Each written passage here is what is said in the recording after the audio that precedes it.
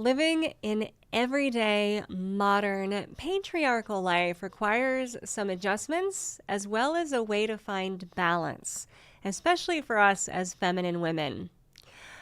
Welcome to the Satisfied Woman podcast. I'm your host, Alanna Kaivalya. This podcast is dedicated to helping women lean into their femininity and rediscover the power of their feminine gifts.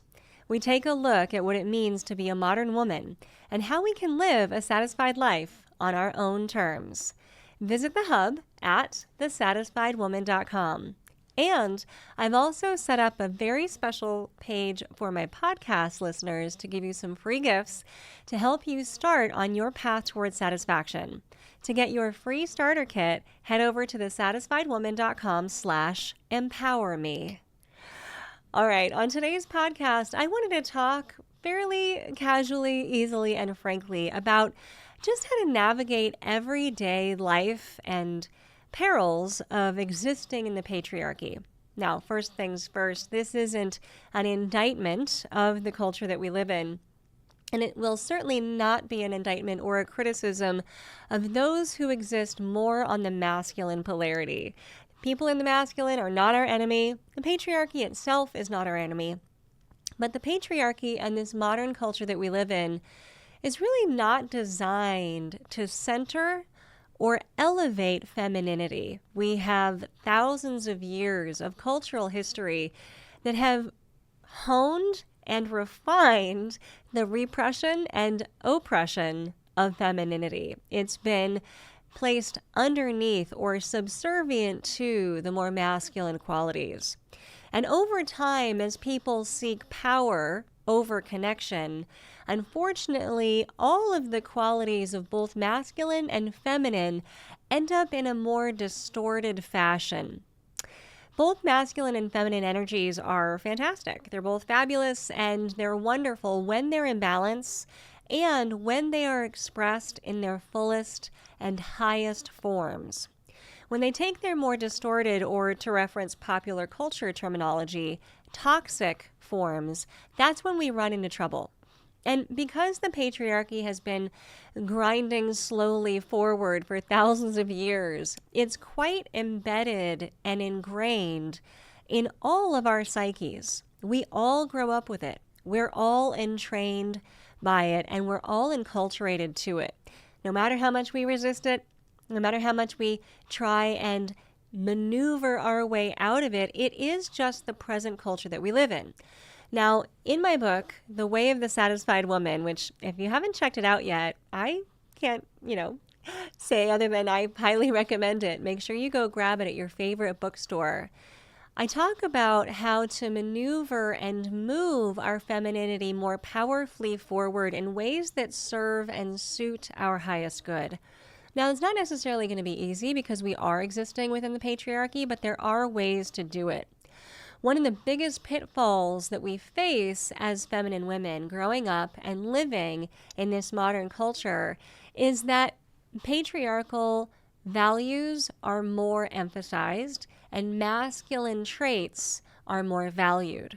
So masculine traits like success, direction, decision-making, movement forward, leadership, guidance, which are all fantastic traits, tend to be valued over feminine traits such as community, collaboration, creativity, rest, receptivity, the idea of nourishing oneself, self-care, taking time for oneself, moving from one's center and holding space.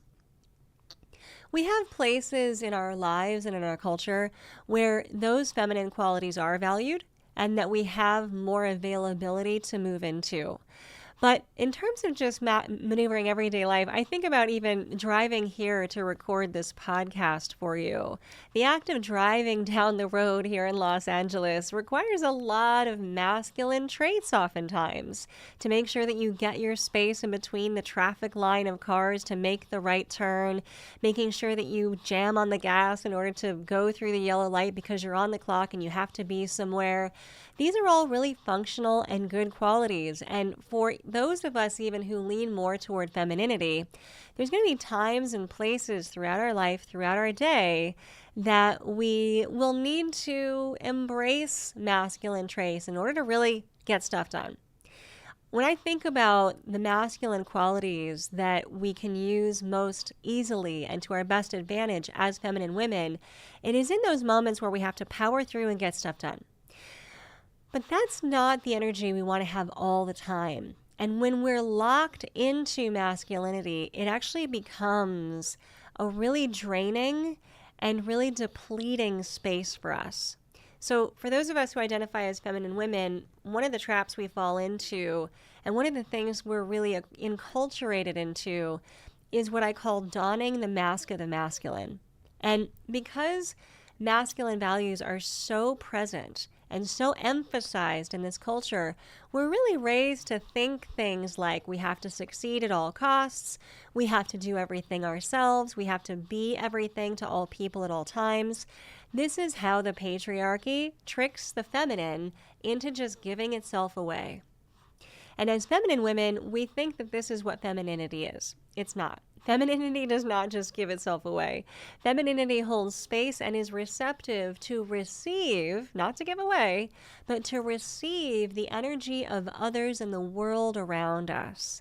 And that place of receptivity asks those around us to step up and into their highest selves in order to create a culture of symbiosis where we're all working together. And that is the beautiful interplay between masculine and feminine. For us feminine women who grew up in this Western culture, this modern culture, this primarily patriarchal culture, we've been taught to emphasize the masculine qualities, that we have to succeed. And because it's a patriarchal culture, for us as feminine women, that means that we actually have to work even harder than the masculine counterparts in our space. As feminine women, we have to be more present. We have to be more successful. We have to be more diligent. We have to spend longer hours at work. We have to multitask our multitasking.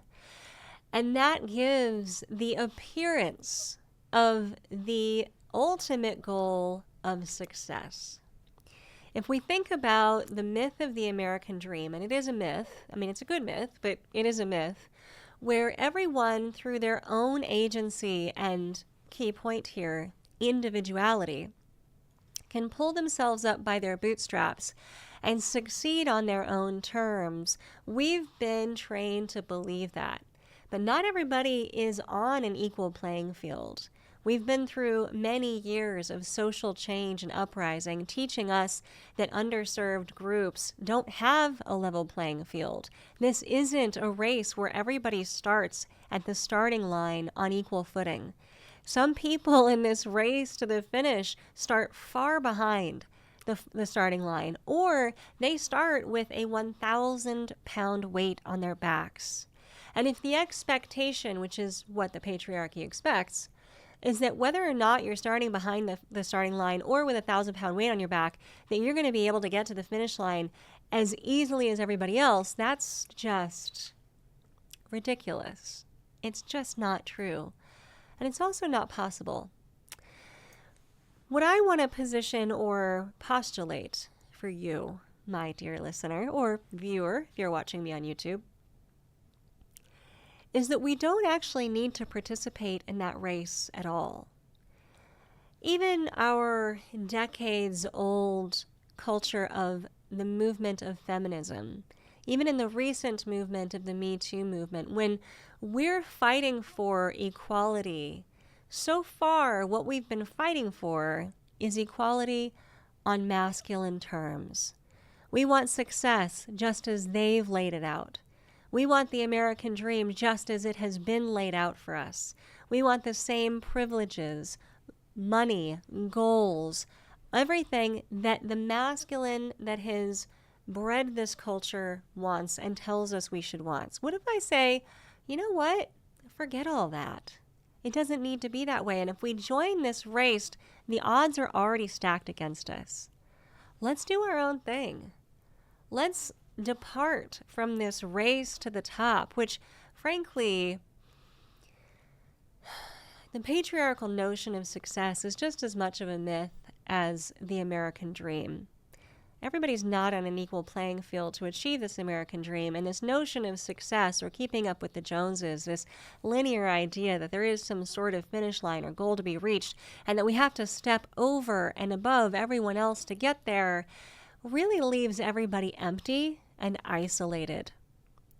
One of the biggest detriments that we face in this patriarchal culture that we deal with every day as feminine women is this myth of the individual, that this DIY culture is the way to go, that we need to do it all ourselves, that we don't need help. I mean, and this comes in all the forms, that we try to succeed at all costs on our own, that we try to beat other people in our race to the finish line, that success is driven by our own singular willpower, and that as women, we don't need a masculine counterpart to be happy. This is all a myth, and it's a myth for everybody. Those that are on the masculine polarity, when they try to assert this individual, isolated sense of living, become disconnected. Now, the truth is you can either have power, which is what the patriarchy continuously seeks, or you can have connection. You actually can't have both. Feminine values rely on and very much desire connection. Feminine values support relationality, that we're not here alone in this world. And feminine values really center collaboration and community, that we are not alone. It is not just about us. I remember this old saying from when I was a kid, if mama ain't happy, ain't nobody happy. Well, if we consider mama to be an icon of a feminine woman, then all of us as feminine women, mamas or not, however we hold that post, what we want in terms of happiness is for not just us, but everyone around us to be happy. We actually don't thrive if we're trying to DIY. If we're trying to do this all by ourselves, if we're joining that patriarchal rat race, it drains and depletes us. When we lean too much into the masculine polarity and participate on a daily level in the patriarchy, we feel aggressive. And then the world calls us a bitch. We try to meet deadlines and we ask for accountability, and so the world calls us pushy. We assert ourselves. We embrace our newly given choices and agency, and the world calls us emotional or crazy. In fact, the ability to hold ourselves and others accountable, the ability to remain deeply connected with our emotions and understand when we're comfortable or uncomfortable and what needs to change, the desire to actually collaborate rather than dominate, are strong feminine qualities. They are what make us who we are. And look, if the patriarchy isn't going to play along and center our values, then our only choice is to center them ourselves and to prioritize those places, spaces, and relationships that also desire feminine values to be centered. Now, that doesn't mean that we just hang out with others who are feminine. The world goes around because of this dynamic duo of polarities. Our own internal energetic dance thrives on the balance of these polarities back and forth. As I said, driving here to record this podcast for you, even I had to bring out my masculine to make sure that I was here and in this seat, ready to do this lecture for you in my best way and in the best timing possible. So, for us, even as feminine women, masculinity and those traits are sometimes really valuable when things need to get done. And that does happen. But the important factor is the downshift, or the shift back into our primary polarity. Now, you know that you are primarily feminine if you consider this question. In intimate relationship, do you most desire to be respected? Or do you most desire to be cherished? Now, I know, everybody wants both. But if you really had to just choose one that is primary for you, one that when I asked the question just now, your heart did a little leap, or your mind or your stomach did a little leap, like, oh yeah, I want one of those things. If the leap and the instant answer was, I want to be respected, meaning when you make decisions or offer guidance, you want those who love you and respect you to follow those decisions and that guidance. If that's most important for you, then your primary polarity is masculine. If your heart leapt at the idea of being cherished, then what you need is when your emotions arise and you voice them, that those emotional needs and communication are honored above all else. So for example, when the feminine is cherished and says, you know what, I actually don't feel comfortable going to this event, no matter how important the event is to your masculine counterpart, your masculine counterpart says, I hear you, honey. We won't go to this event. Then they'll change their course and direction in response to your emotional needs. To truly be cherished means to never be left alone in your pain or emotional distress until a solution is reached. Now, that is a negotiation always between the masculine and feminine. And whether the masculine is outside of you, in the masculine counterpart that you are in relationship with at this time, intimate relationship, business relationship, friendship, whichever, or it's the masculine inside of you, we have been trained, ladies, to override our own emotions, to override our own intuition with logical thinking, active decision making, and just pushing our way through. But this is actually how we disempower ourselves. This is how we continue to play by the patriarchy's rules and diminish our own feminine. We agree with the patriarchy when we do this and push our feminine down in favor of masculine traits all the time.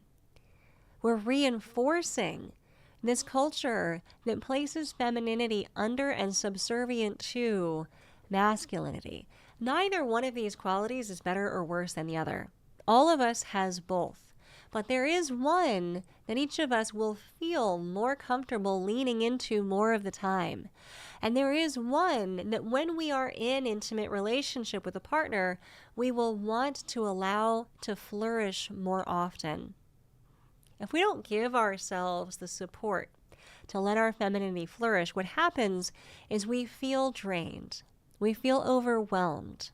We feel burnt out. We feel resentful of any requests made upon our time and energy because we consistently just feel like we don't have any more to give. In my book, I talk about feminine energy being like a well that needs tending to. And we're just as responsible for tending to this well as the people we invite into our lives who love us and cherish us. This is not an individual DIY pathway. It can't be, because that's not what femininity prizes. Femininity prizes mutuality, relationality. And so there is as much as we can do for ourselves, and then the rest we ask for from those around us. Now we have to find those who are willing to give. We have to find those masculine counterparts in our lives who are willing to be generous with us so that we can receive what it is that they offer.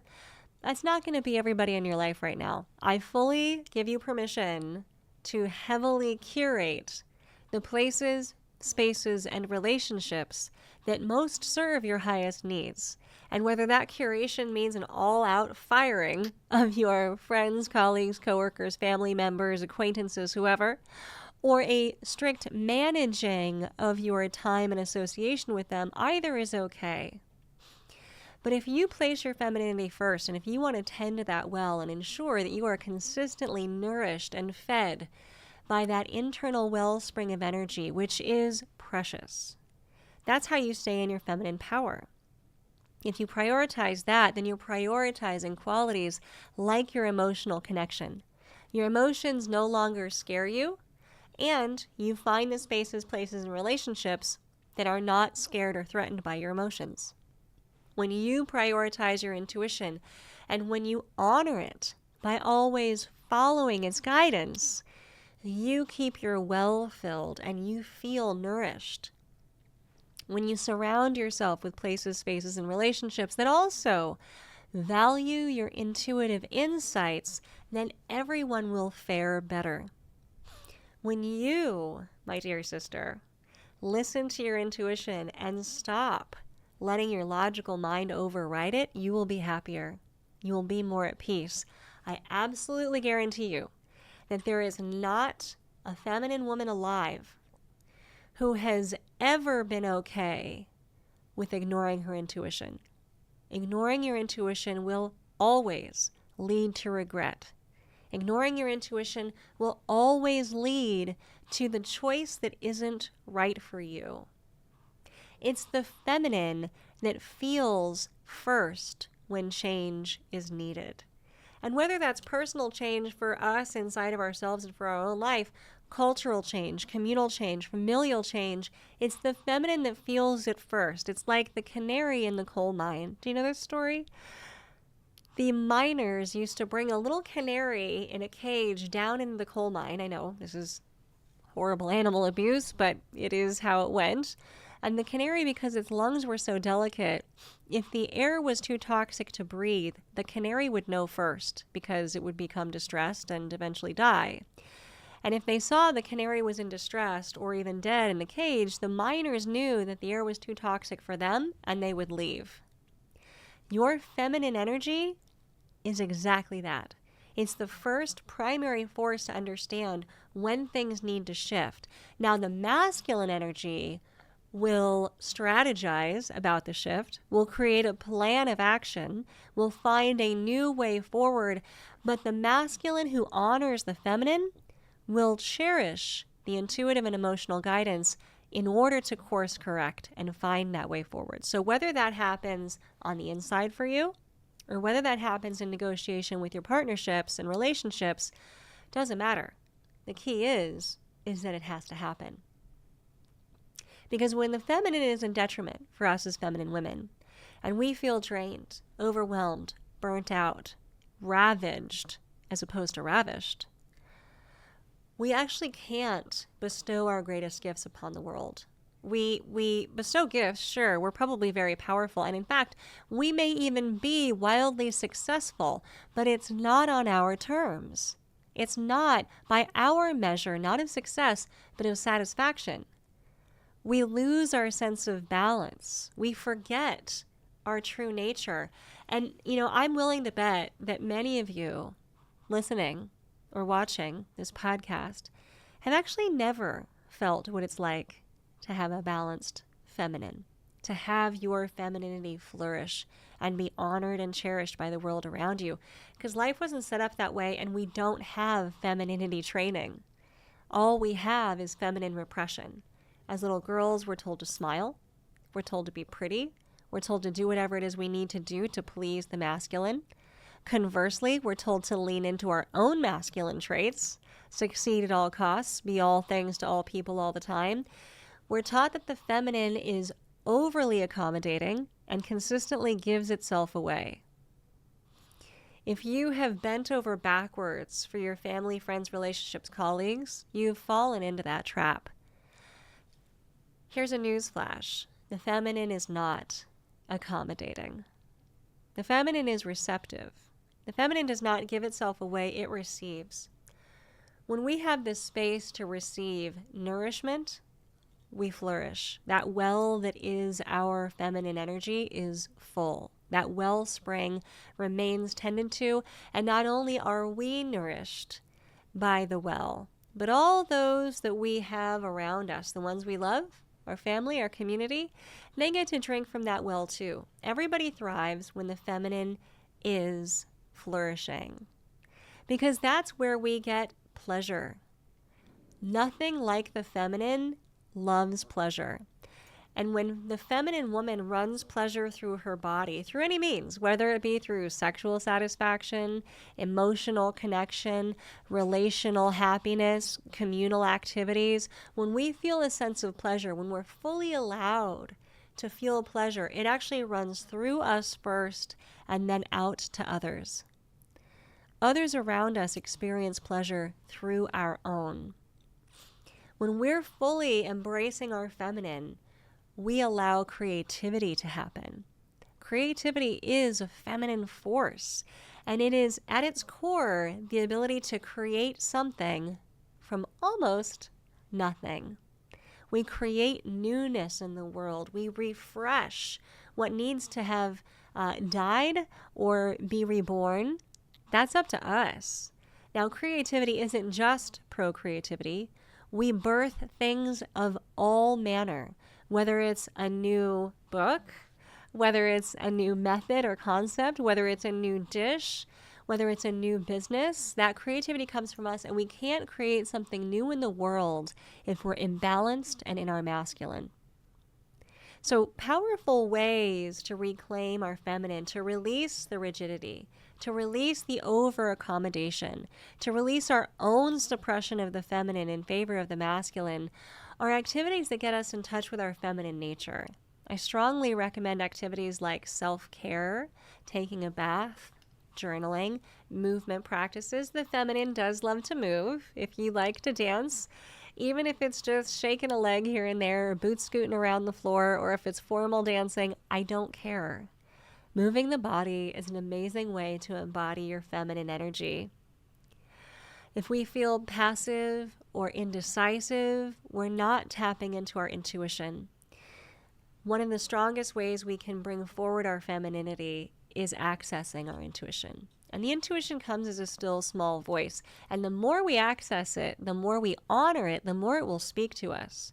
The more we regain a sense of trust in our feminine qualities, the more it speaks, the stronger it becomes within us, and we become a force.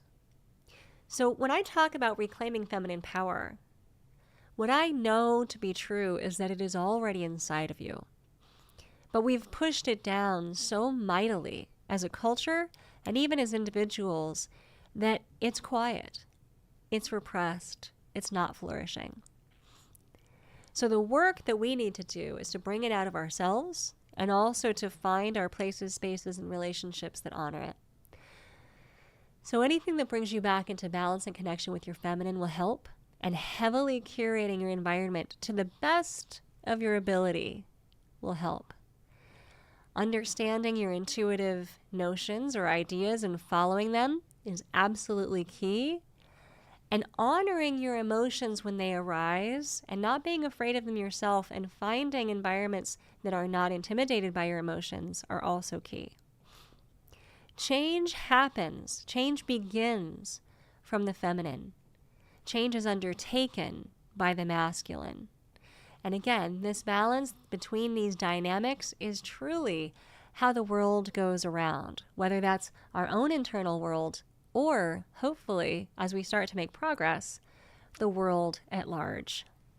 So day to day, living in this patriarchal culture, it will continue to be a battle for a while, likely probably a long while.